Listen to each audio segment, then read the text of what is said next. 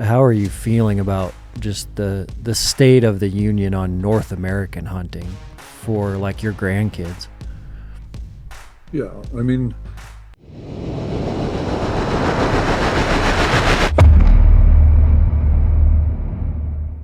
I just got the news about Brandlin. I didn't know anything about that until about 3 hours ago when a guy in the gym this morning told me about it. I was like, oh man, I'm so sorry. yeah, horrible. Yeah. I'm not getting. I gotta say, I'm getting a little tired of this whole deal. Yeah. You know, Rough couple of years. Easy. That was 5 years, and then Serena's father. It's just she lost a good friend of hers 2 days ago. Got the call. Just cancer out of the blue, boom, within weeks. Another friend, her Man. best friend over in Pinehurst, North Carolina. We have a home there. She just got diagnosed brain cancer. I mean, I don't know what the heck's going on. You start Man. to you start to think there's darkness, just following you around, but it is what it is. I mean, it's life, right? Yeah. Yeah, there's only so much you can do. Yeah. It does make you it makes you wonder though, like are we seeing increased rates? Are there drastically increased rates? Is it in the air? Is it in our food? What's going on? Yeah, is it environmental, behavioral, or genetic, which they always felt it was, and just, luck of the draw. But I don't know. It just seems like, and I'm not a conspiracy guy, but it sure as heck seems like there's, more of that crap going around right now. But maybe I'm Mm-hmm. just paying attention more. Maybe it's my age. And you It's get to this age, you're losing friends left and right. yeah, it's But hard to tell. yeah, but it just seems like there's a younger component nowadays that are picking that up. So And Brandlin's gone through it before. no, No, no, no. This first is time. his. Yeah, this is out of the blue. So he had the symptoms, went in, and they said, "Yeah, you're you're going to be in for a busy next few months I and a had no lifetime idea. of concern." Yeah, And he's kind of a health and fitness guy too. crazy. I mean, I've Yeah, seen him do 1,000 pull-ups. Like, who does that? yeah, He doesn't drink, doesn't smoke, doesn't, eats properly, doesn't have an ounce of extra weight on him, man. and 40 years old. What the hell? Yeah, So, what the heck? yeah, there's no explaining it. There's, I mean, yeah, we just can't get our head around it as human beings. We're not smart enough. Mm-hmm. It just is. Life begets death, begets life, begets death. And I guess you got to make room for who's coming down the tube. So, but Yeah, but we're sentient, so you wonder about it, you question it, go, what's going on here? And also why him? mm-hmm. I could name 100 pieces of shit right now. Pardon my language, Yeah, but it's a little close to the heart here that you know deserve it, that yeah, deserve that. They've just done nothing for a community, nothing for their fellow human beings, and not only that, hurt them. So yeah, let them suffer. mm-hmm. I'm sorry if I'm talking out of school here, but it It does makes make sense. sense. Yeah, Good people. I mean, Louise, my wife, she was an angel on earth, but she literally walked in a room and just brought peace. Her elegance and grace, and never said a bad word about anything in her life. Healthy as can be, and all of a sudden 66. Gone. yeah, Where's the where's the where's the right in that? mm-hmm. So Yeah. anyway, You can't get your mind to even wrap around it. As hard as you try, it just won't do it. It doesn't make sense. no, no. I mean, it's like trying to understand infinity. I Mm-hmm. mean, that's where faith comes in. That's where faith. Yeah, You know, there is someone out there controlling. You almost need that to hold on to, because otherwise you can't explain everything. But And Anyway, that, eh, that's not a that's kind of a downer start to the podcast, that's for sure. I know. Yeah. I think it's important to talk about though. And I know that it's recent and heavy on your heart right now. And it does make me think that we just we just don't know like if we're going to have these next 20 years or these next 2 years. And I know there's a lot of discussion there around gratitude, but there's also a lot around we kind of we kind of just need to go hard in the paint for whatever our mission is in life because we don't really know when it's all going to come to an end. We can't Amen. waste much time.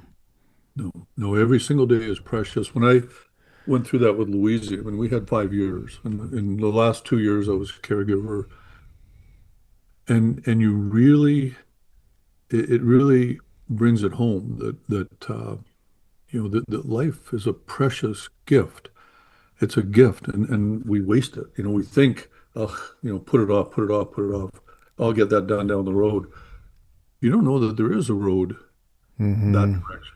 Yeah.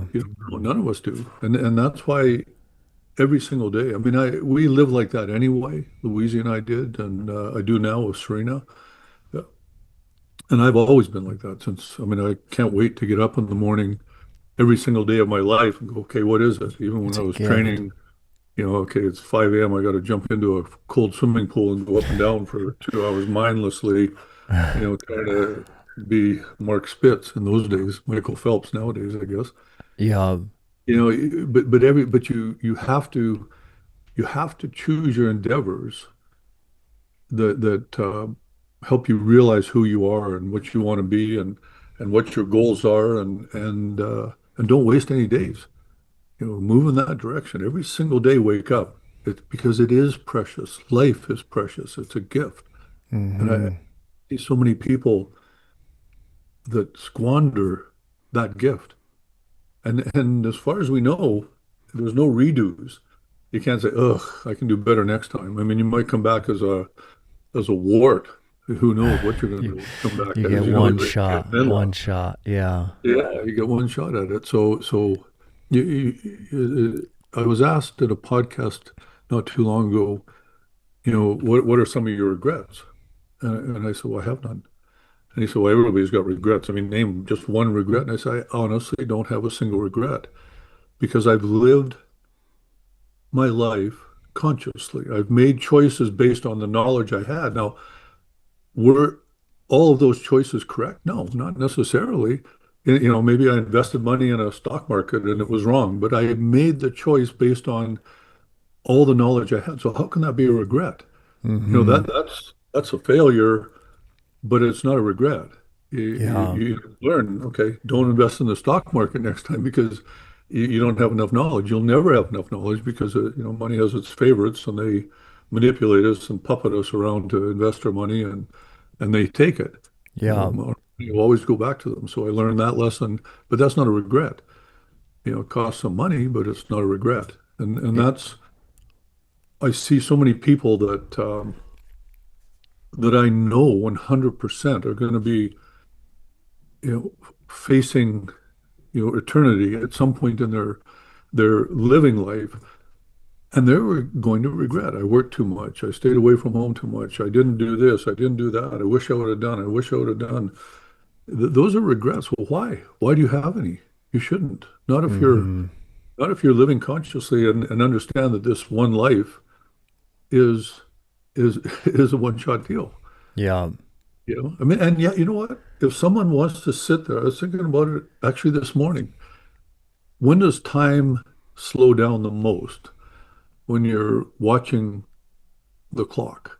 Serena and I, we we have there's angel numbers 555, 333, 222, 111, Yeah. and we, if I watch my cell phone, the time, I'm 3 minutes early on a 222. It's slow. It's 219. It takes forever. And I mean, if you Forever. want your life to last a long time, sit there and watch the kettle boil. Yeah. It doesn't matter what you do. whatever your choices are, make them consciously. And if that makes you happy, you want to, well, fritter away your days watching your cell phone all day long, and that's all, or sit in the sun all day long, or garden. It doesn't matter what you choose, but choose it, Mm-hmm. and then you can never regret. It's not a following 300 other people because that's what we're supposed to do. Have a second car, have a bigger TV, live in a nicer neighborhood, live in a higher story on that get that penthouse suite in New York on Fifth and Saks Avenue or whatever there's down there. If that's what you want, then go for it. But understand the sacrifices that you're making going after those goals just because everybody else says that's what you should be doing. Is that what Mm-hmm. you really want yourself?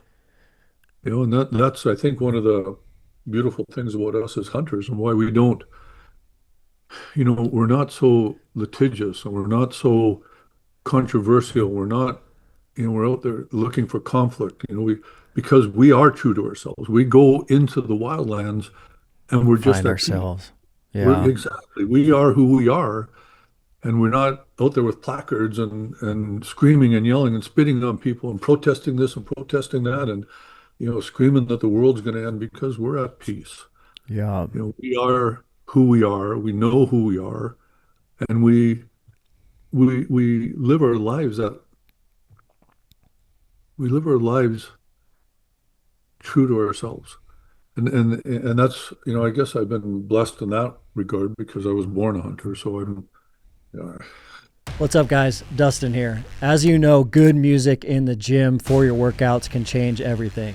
The right music allows you to flip that switch and keep pushing when you need a breakthrough. We've been running the Turtle Box speakers for a while now, and these things are waterproof, tough, loud. These things are built like a tank.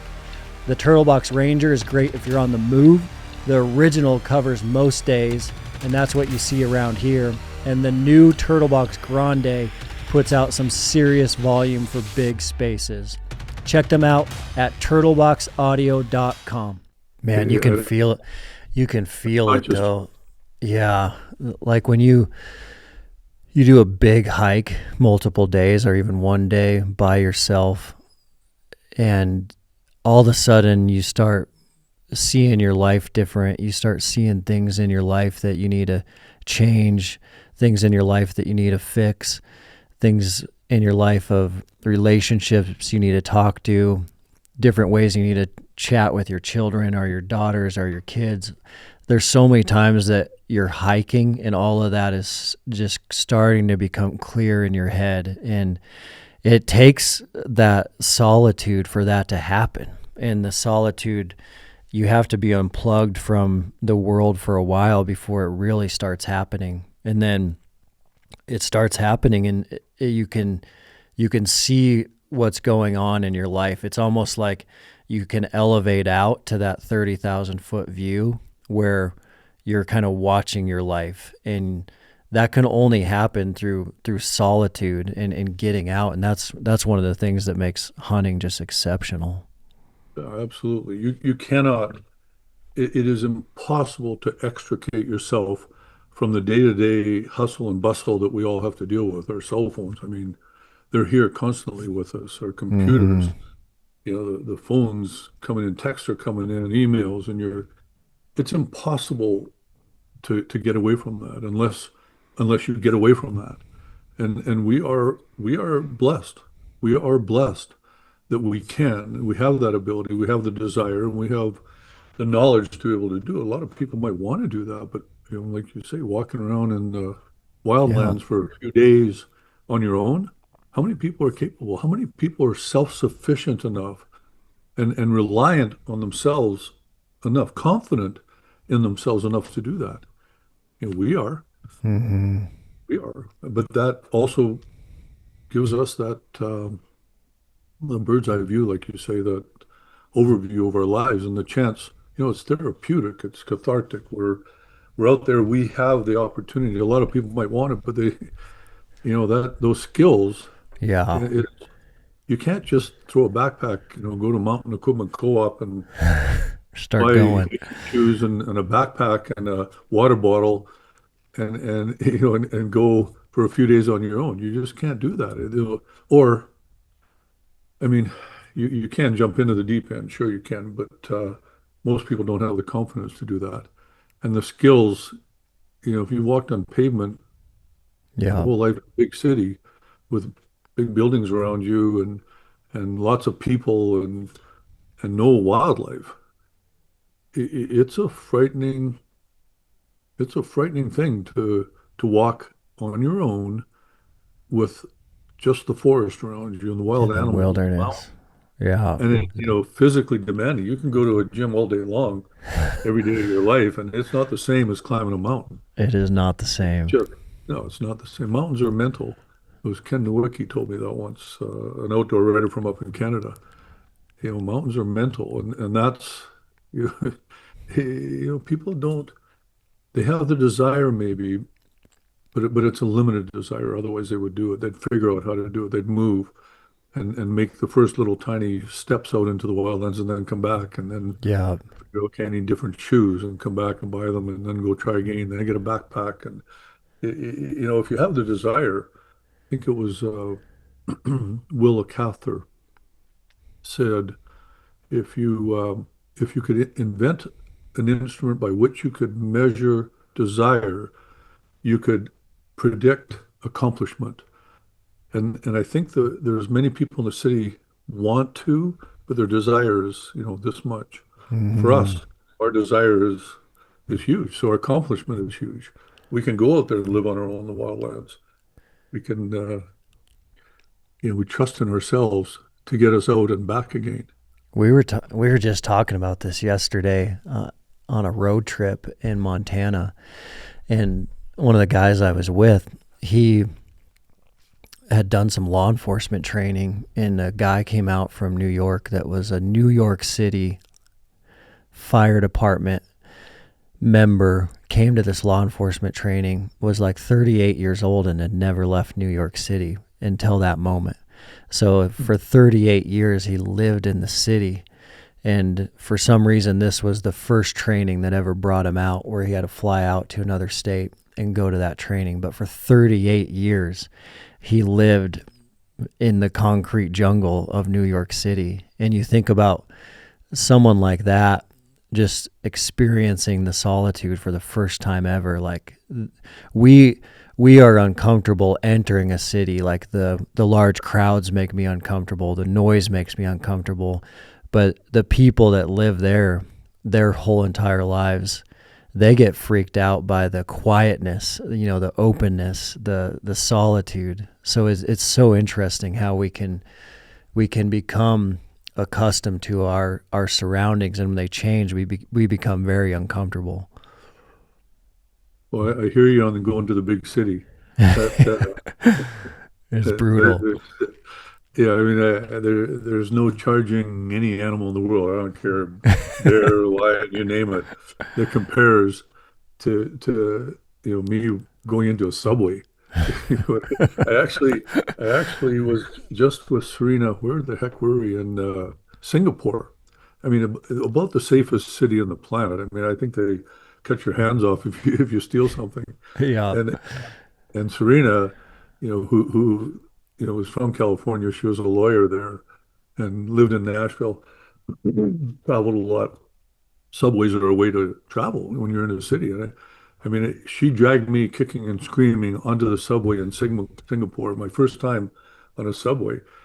I mean, it just feels claustrophobic, and there's people bumping against you and touching you, and it's just rustling and hustling and bustling Yeah. and noisy, and you're in a tube and a tunnel, and ew, it's not a, it's just not a, it's not a happy place for me.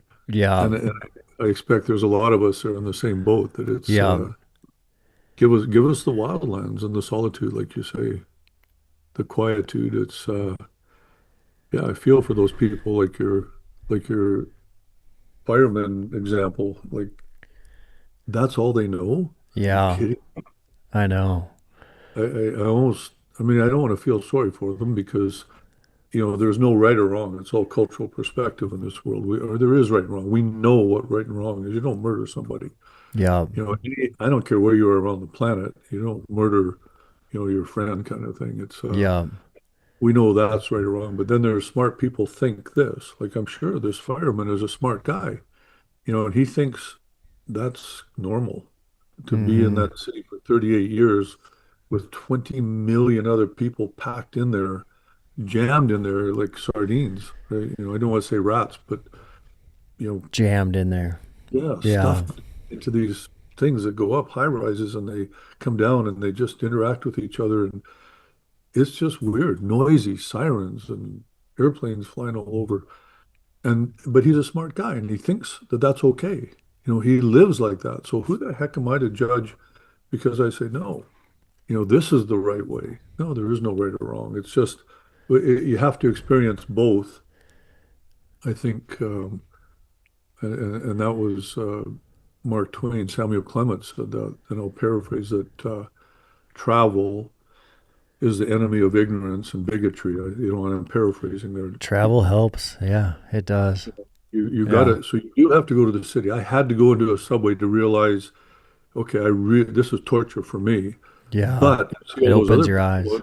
they're happy and they're bumping against each other and not talking to each other. And there's no, like, They're fine in there. Yeah. yeah. So who the heck am I to say that sitting on a mountaintop and watching eagles soar is better than living in a tube with noise and people? For more than a century, America's sportsmen and women have led the way in paying for the restoration of wildlife, conserving habitat, and investing in the future of our natural world. This is a legacy built not on what we take ourselves, but on what we give back. That's the nature of conservation, paying it forward for the next generation. This is the reason Mountain Tough is a proud partner of Wild Sheep Foundation, an organization committed to keeping and putting wild sheep on the mountain. If you're not already a member, learn more today at wildsheepfoundation.org. It does kind of bring me to one of the main questions I wanted to get your opinion on today was what are you really feeling on kind of where hunting is headed and in the state of hunting, especially coming from you where like you've spent your lifetime in a lot of different ways making sure that hunting is passed down to the next generation. And you've lived it, you've walked it, you've breathed it with even your children going into the industry and them now doing the same thing of promoting hunting, promoting the outdoors, promoting conservation. And we have this blend of two worlds kind of starting to happen now, right around now with the technology expanding faster than ever before, the artificial intelligence, the change in youth and what they're going after and what they're not going after, kind of all of that combined. How are you feeling about just the state of the union on North American hunting for like your grandkids? Yeah, I mean, we're hundreds of years behind Europe, as a for instance, and 1,000 years behind parts of Asia, and that's a function of population and space. Um, so they're still hunting in Europe. They're still hunting in Asia, even though the populations are huge. And the problem is the hunters' numbers diminish, at least Hmm. against the greater population. So you Yeah. might have the same number of hunters, but the population Percentage. increase. So it looks like it's decreasing in number, but the number's not decreased. I honestly think that they'll eventually isolate a gene that's associated with hunting. And when they do, they'll probably find that some 10% of us have that gene. And I imagine there's, the adenine or cytosine or guanine or thymine, whatever the combination is, it's either going to be stronger, propensity to be a hunter or less. I mean, of that 10% that are hunters, there's some of them are crappy hunters. Yeah. And this is historically, I'm pretty sure that, historically 10% were hunters. Everybody tried, maybe in those days they had to, but 10% were the ones that produced it. But of those 10%, 1% were great hunters, and the bottom 1% were not that great of hunters, and then there was in between hunters. And I think they'll isolate that. But I'm answering your question in a roundabout, long way. Hunters aren't going anywhere. Hunters are not going anywhere. We're going to be around. What we hunt and where we hunt will change. Now, North America, we're like I say, centuries behind Europe. You can go to Europe and the landowner owns the wildlife on that land Yeah. and they manage it. They're very controlling, they're science-based wildlife management. And, I put quotations around wildlife because there's so many people. The wild animals are basically, I wouldn't say they're domestic, but they're certainly managed to the same degree that they'd manage a herd of cattle or chickens or goats or pigs or sheep. But they're still hunting. They might take this many of this age class, this many of this age class. It's a very studied, it's not what we do over here.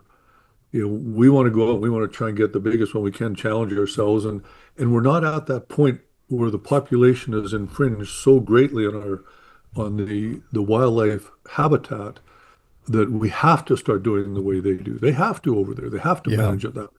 Yeah. Because they're tiny little pockets and little islands of wild animals. It doesn't matter what it is, red stag or fallow deer or roebuck over in Europe. So, the future of hunting, we're not going anywhere and there will always be hunting. That's a fact. North America, we're particularly lucky because we have space. We have space and our population isn't that high. I mean, I was just recently, a month ago in India, 1.4 billion people. Man. In an area that's not that big an area. Yeah. Billion. So, we went on a tiger safari, where to take photographs. I want to see a wild tiger. They were the most habituated. I mean, I'm pretty sure you could have fed them by hand. That's their wild tigers, and they're all in these little parks, and they would, people are drawn to there. They want to see I wanted to see a wild tiger, but there's 30 cars or 30 Land Rovers or Land Cruisers. When they spot one of these habituated tigers near one of the trails roads you're allowed to drive around in this park, they all radio each other and you have 30 cars bumping into each other, yelling and screaming, and it's not really a wild tiger. No, it's horrible. It was disgusting. So I gave the guy heck. I said, I told him, do not ever bring me to one of these, jokes of wildlife viewing with all these cars. We see a tiger on our own. We're the first ones there. Then we kind of hunted it and we found it, even though it's habituated. Let me get my picture of it, and I saw my wildish tiger. But my point is 1.4 billion people, they have no space anymore. They're still hunting. I get asked all the time to go there and hunt. I saw a nilgai out in the fields that they hunt, depredation permits, but they do hunt them. And wild boars they hunt as well. It's just we can't get permits as non-residents or I guess, Indian citizens. Over there, yeah. Yeah, but they do hunt them. So hunting still exists over there. And like I say, a percentage of the population still does it, and everything changes the style. They can't go out onto the mountains and look, for that ram up in the remotest parts of the planet where you have to fly in for an hour over nothing and land in a lake and then backpack for 2 days to get up in the high country and then spend 10 days looking for sheep. It just doesn't exist over there. But hunting still exists. 10 years ago, we kicked off the Backcountry Preseason Prep program. It was a straightforward 80-day program built from thousands of hours testing with dedicated backcountry hunters. Now, with a full decade of real results, we've completely rebuilt it into Preseason Prep 3.0. We've added more aggressive metabolic conditioning, smarter load progression, tougher mental finishers, and even better programming to help hunters build that unbreakable grit for high country, heavy packs, and long days in rough terrain. It is still the same mission, getting you stronger and mentally tougher for the backcountry. It's just taken to the next level. After 10 years of honest feedback from hunters in the field. Preseason Prep 3.0 launches May 4th. If you are serious about this fall, it is worth checking out. Mountain Tough Podcast listeners always get 6 weeks for free on the Mountain Tough app. All you need to do to take advantage of that is use the code MOUNTAINPOD at checkout. That's MTNPOD on your monthly membership. So back to your question, North America, we're very fortunate because we have space, and we don't have the population yet that impinges on that space where we're forced into that wild tiger in a enclave Yeah, like they are in India. we got So space. we have space. So we're not going anywhere, and hunting's not going anywhere. And back to the AI and the younger Tech. generation, your age. I mean, your age. I see more of you guys, and you're more health conscious. My dad, and I guess I've been lucky because I've started in the age of hunting was for meat. There was very few selective hunters in those days. If a big buck walked by, they'd shoot it. If a doe walked by, they'd shoot it. A fawn, they Yeah, don't care. yeah, meat. My dad and his brothers, bless them, they're all in heaven now. They looked at those deer or the moose as a hamburger. That's just a hamburger walking across that field or running across that field, usually because they weren't interested in the spiritual connection with wildlife and the quietude and the coyote wind in the morning and the sun rising They and were the bird hungry. call. No, they were interested. You push that bush, you push it, chase everything out of there, and shoot, shoot, shoot.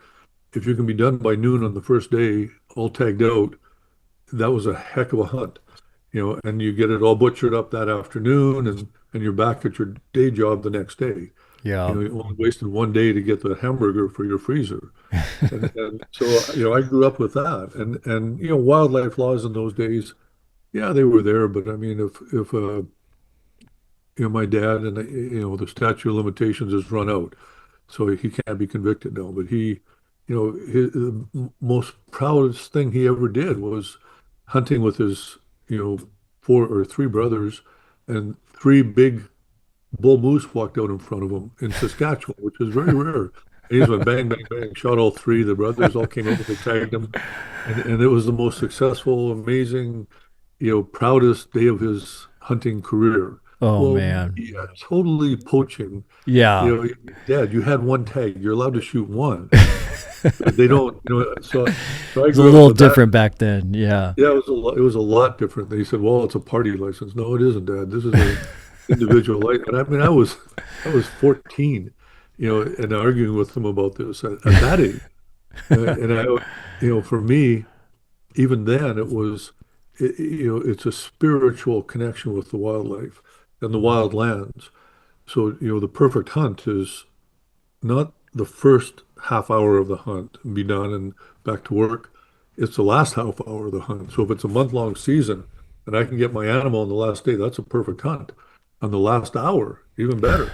Yeah. I want that to last. You want the The experience. experience. Yeah, because hunting isn't about just killing something. And if I don't get something, this is where the selective comes in, or trophy hunting, which has been denigrated. They're probably the best hunters of all.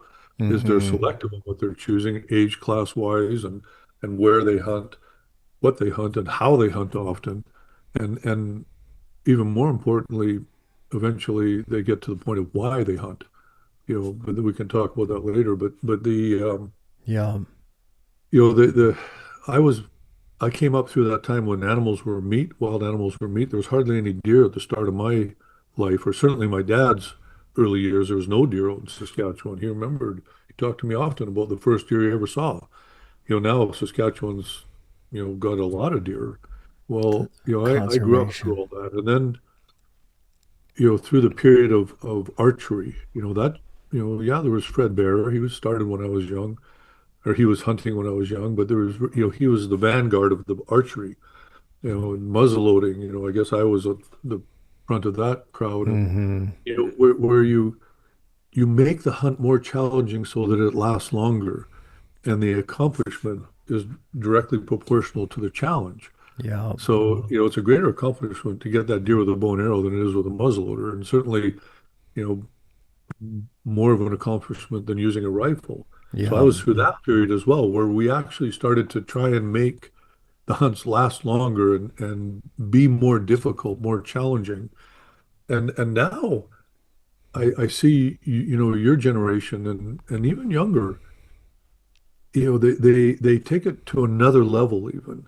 They Mm-hmm. they actually they understand the lifestyle. They understand that, you know, your body is your temple and what you put into it defines who and what you are. So processed foods, no, I'm going to have wild game. I mean, Dan Hayes, a friend of mine, he only eats wild game. He will not touch any meat that's not wild game. And he's a, Man. he's a renowned chef up in our area. I mean, they Yeah. fly all over the world to teach courses on chefing, to people to teach. And he is the biggest proponent that I know of. I mean, he lives the lifestyle. It will You know, not he touch anything else. no, nothing, no, nothing meat. I mean, I'm kind of wishy-washy on that. I'll go to McDonald's and grab a hamburger just as happy as, well, not as happy, but you know, I was barbecuing moose tenderloin a couple of days ago, and that's there's not a fast food restaurant in the world that can compare to a moose tenderloin. I don't care what they No. serve, but I'll Yeah. still eat. I'll go there and have a Big Mac. So I'm not. I'm not devout follower of the lifestyle, and I guess part of that too is because of my way I live. I travel so much, you just can't. You're It's all over. impossible to have wild game.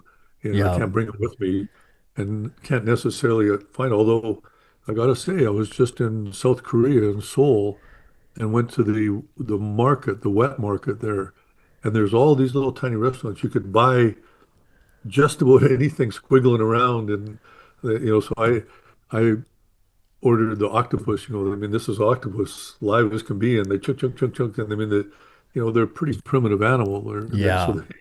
it's still wiggling around when you got it on your chopsticks and eating it. So you can still make an effort wherever you are around the world, but it's difficult. It Um, is.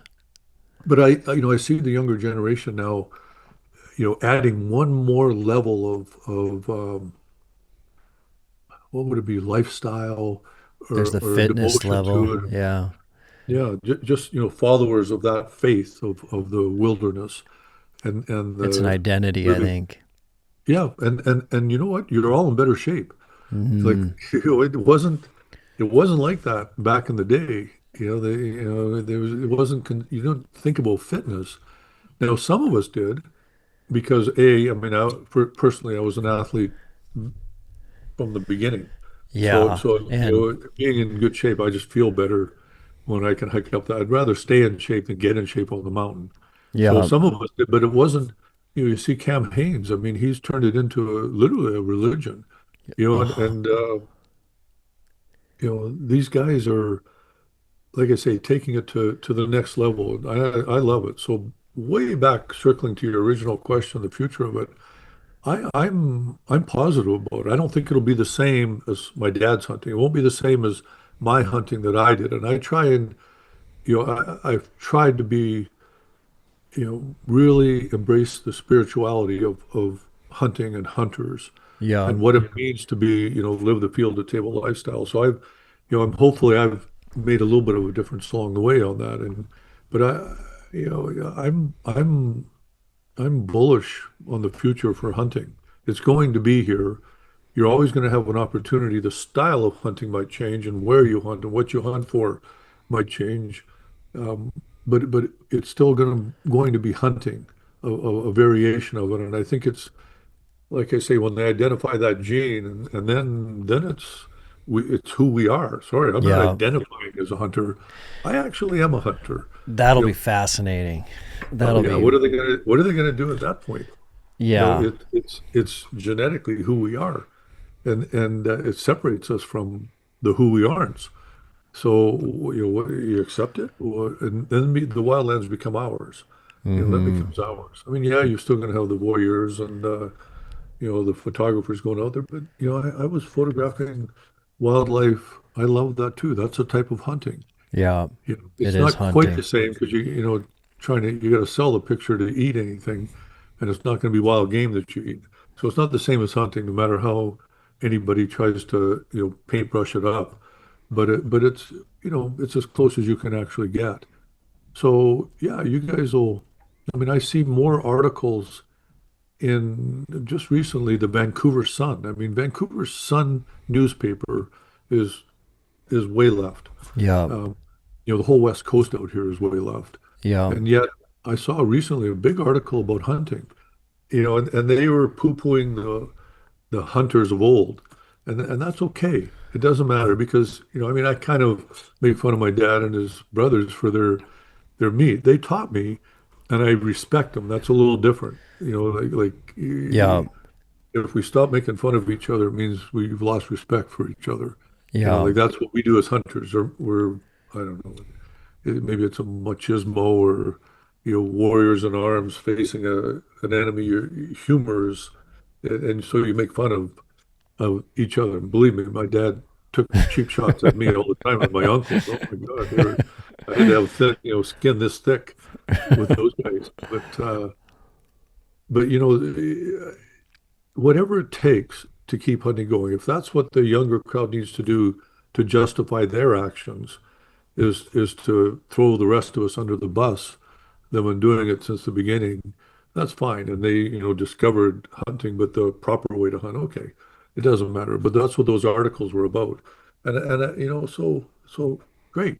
Like I say, hunting's going to change. The way we hunt, what we hunt for, and probably where we hunt is going to become, more and more cloistered. yeah, And eventually it'll be like Europe or eventually even like Asia in the distant future. But yeah, yeah. hunting there. How's that for about a 20-minute I love it. answer That to a simple question? No, I love it. That was super helpful, especially that the gene stuff is really interesting in how they probably will soon be able to find that. I've noticed that if the gear you're using isn't reliable, it's much easier to back off early and quit. GoRuck's products hold up, and at Mountain Tough, rucking has become an essential aspect of our programming. Rucking combines cardio and resistance training, burning up to 3 times more calories than regular walking while strengthening your joints with very little impact. It also boosts VO2 max, bone density, and it makes it an efficient, science-backed way to improve overall fitness. The Rucker 4.0 is purpose-built for rucking, featuring elevated plate pockets to keep weight high and stable reinforced construction. GoRuck is offering 20% off their products for Mountain Tough Podcast listeners. All you need to do is use code Mountain Tough Community. That's MTNTOUGH Community when checking out at GoRuck.com.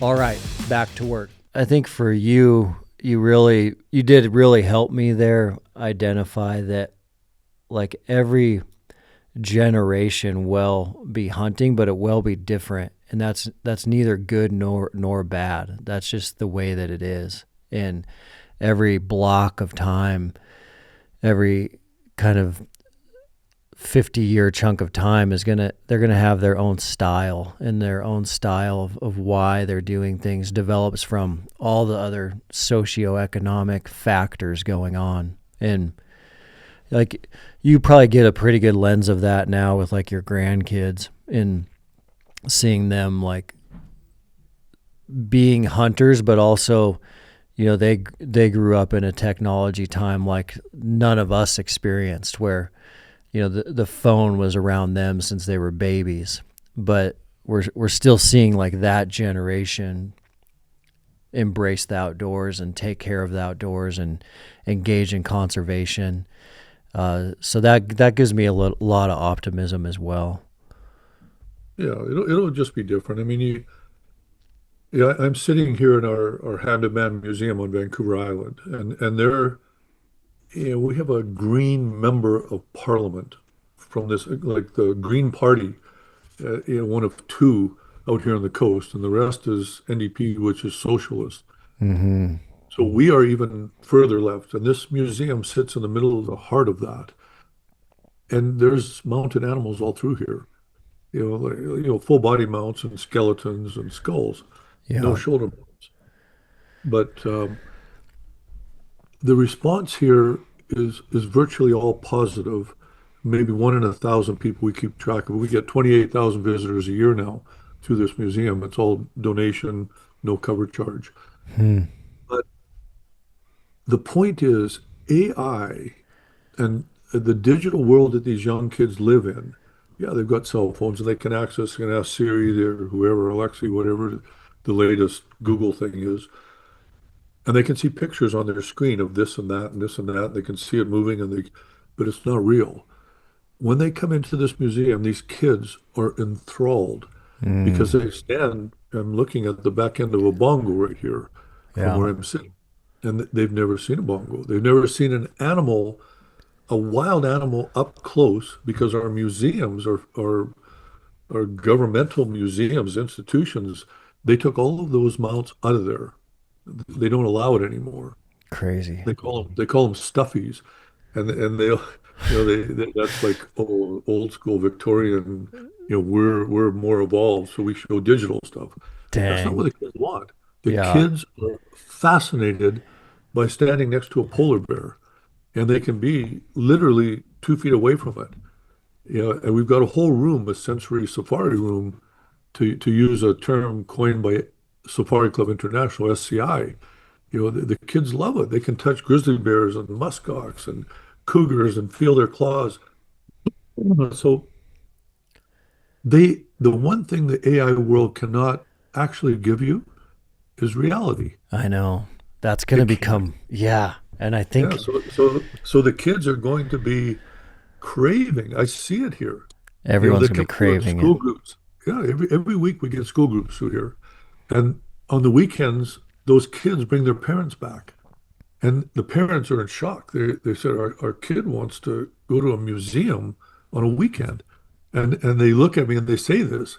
And then when they leave, they say, okay, we get it now. We get it. The kids run around and we give them iPads. Every kid has an iPad. It's a state-of-the-art curation. So there's numbers, not big write-ups that nobody reads, check my pulse, my alive, and it's stuff. There's stuff everywhere. So That's it's cool. sensory overload for these kids, but they're used to that. And they have the iPad, they can punch a number in and learn about that bongo or the polar Mm-hmm. bear, whatever animal is in here. So, you know, the the AI world, that digital world that these kids are growing up in, it leaves a big empty space, a vacuum inside each of those kids, a space that needs can only be filled with reality. You cannot, no matter how you slice or dice it, and no matter how Siri presents it on that screen, replace the feeling of walking on a forest trail on a mountain and hearing ravens Yeah. or a hawk, psh, Yeah. hearing that and smelling the dampness of that forest. It's absolutely impossible for AI to do all that. You can't do it. So that emptiness can only be filled by one way. What is that? As Reality. human beings, we will 100%, and those young kids will 100%, not only be craving it, it'll be, when I grew up, we spent all our time outdoors. We ran around outside. Nowadays, there's an organization. Oh, I wish I could think of the name of it, but hundreds of thousands of followers. Kids, take your kids outdoors, take your kids something. I wish I could remember it, but they showed that the kids nowadays spend an average of 2.2 hours, something like 2 hours and 15 minutes a week outside. A Dang. week. A week over Yeah. 7 days. Yeah. I mean, my mom is, she would boot us out the door, lock the door at 7 in the morning and say, don't come back until dinner tonight. Yeah. And we often didn't come back for dinner. We'd just stay out there, keep playing wherever we were, out in the outside. And And so it's these kids are going to be they're going to be empty. They're going to be shells, and they're going to know that. Just human beings. We're amazing creatures. I mean, we're the most evolved of, I guess most evolved. I don't know. Ants doing pretty good too, but cockroaches, and I mean, we're sentient beings, and we understand that emptiness that they will understand the emptiness and know that the only time that can be filled is by seeing something real. So I see it in this museum, when the kids come by a lion and stand there and look, that's a lion, or a Hmm. standing brown bear, Yeah. they're not quite so enthralled by the four-toed elephant shrew or Black and Rufus elephant shrew from Zanzibar. It's a little tiny thing. But the big iconic animals, yeah, they are. They get a perspective on it. And yes, it's not moving, but it's real. Yeah. It's real. The fur is real. They can go in the other room and touch all that stuff. Yeah. So it's, the AI world, it's going to change things for sure. And there'll be a lot of jobs. I mean, these new robots can clean your house and do whatever you do around the yard. I mean, it's going to be we're in for some serious changes. Excuse me, but you cannot replace the reality of being outdoors with Mm-mm. with with something on a screen. And I Yeah. feel bad for the people in the city because they may never know that. They just going to feel empty their whole lives. It's kind of sad.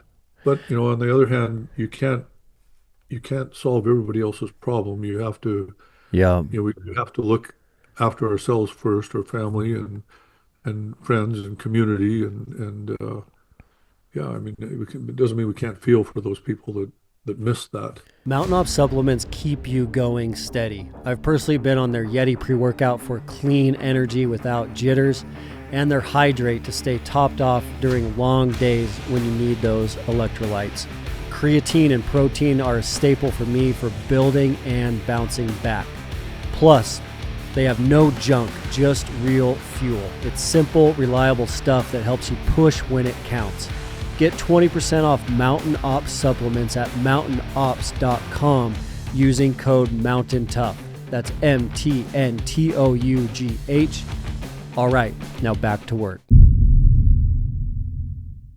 As the AI just increases and increases, I think you are right. We'll crave things that are real more and more. And for a while, all around the United States, there was stickers all the time and patches and slogans that would be on the back of a product, that said "Made in the USA," and people are searching that, they're craving that, they're looking for that, and I think we'll see that soon from the AI perspective of like a sticker that's like made by real people, Yeah, yeah. and we're going to see that in music. We're going to see that in television as AI increases and everything around us becomes fake. Even though it can be good, everything around us here pretty shortly will be artificial. And when that happens, our craving for the real, real authentic things is just going to become more and more and more. And you see that with, people, why do people go to concerts when they could just listen to the great artist on the radio? And it's because like we want to see people that are real. We want to see them make mistakes. We want things to be spontaneous and unknown, and we want the surprise. And that's what we're always getting in the backcountry is you never know what you're going to walk into. You never know what's around the corner. You never know what storm is about to blow in. And that unknown is what makes it so great. And I think as the world becomes more artificial, we're just going to crave the real and real more and more and more. Sure, yeah. I mean, perfection is boring. Mm-hmm. Is boring, and I mean that what makes things human are the tragic flaws that make us human.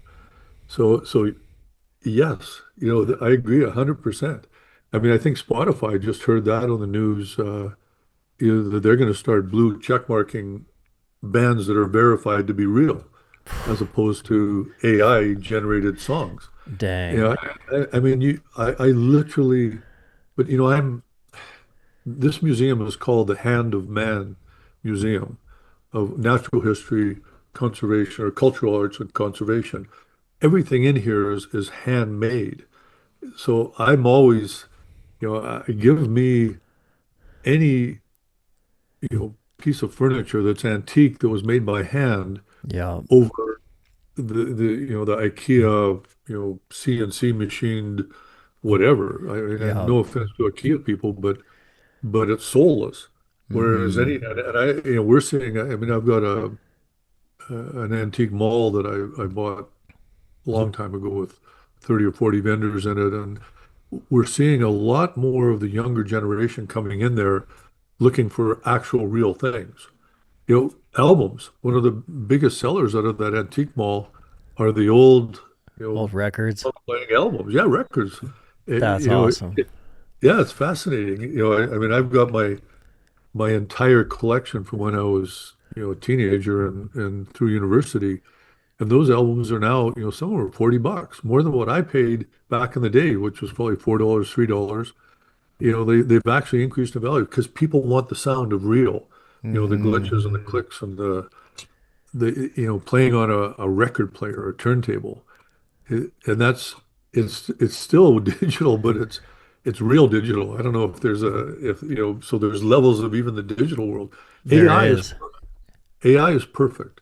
There Yeah. is no glitches. The timing's perfect. Everything's perfect, and it's absolutely soulless. Perfection is because that means it's not human. Yeah. So I agree 100%. We'll be craving, and it's already started. Yeah. I see it in the antique world. I mean, I can't imagine why anybody nowadays would buy anything that's manufactured in China and so which comes back to made in USA by American hands, fantastic. Mm-hmm. Let's do it. Let's take pride in things that are, again, handmade. Made in USA doesn't mean it's not manufactured, by machines and CNC machines and robots. But, it's a start in the right direction anyway, to start caring about the things that you're actually purchasing and spending whatever money you have left over after taxes, which, Not much in yeah. Canada. Oh, don't even talk. Don't start me on that. That it's yeah.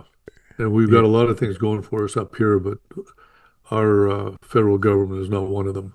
Yeah. You They're guys got some issues. You got some issues up there for sure. yeah, we yeah, like I say, don't start me. The whole podcast will go right off in that direction. But yeah, it's still these countries we live in are still the best places to live in the world, no matter Mm-hmm. what. Even with all the issues, they're still better than. And again, you don't realize that until you travel. And it depends what you want. I mean, I guess Switzerland's a nice place to live, but I see We are Shania blessed. Twain's moved back to Canada from there, so for whatever reason, there, maybe it's not so great over there. We are blessed over here. It is unreal how lucky we are to live in America, North America. It's unbelievable. Yeah, and we have access again on the hunting side. I'm pretty sure I could go hunting tomorrow if I wanted to go down to Texas and go after wild boars or Yeah. hogs or whatever it is, or Florida, wherever. You can't do that around the world. So we are very fortunate here. If I want to go walk up on a mountain, I mean, right now I can go after spring bears Yeah. here in British Columbia and probably Yeah. many places, throughout Canada and down the States. Yeah. I mean, we can just go. We can go buy a license and go. You can't do that around the world. We're blessed if you live this kind of a lifestyle. We still have the ability to do that. And in that we should be thankful because we are blessed compared to, 7 billion other people around this world out Yeah. of the 8 billion of us. So we're very, very fortunate. And we bitch and moan sometimes about the way things are going. And believe me, I wish the people in government would, I don't mind paying taxes. I wish they would spend it properly.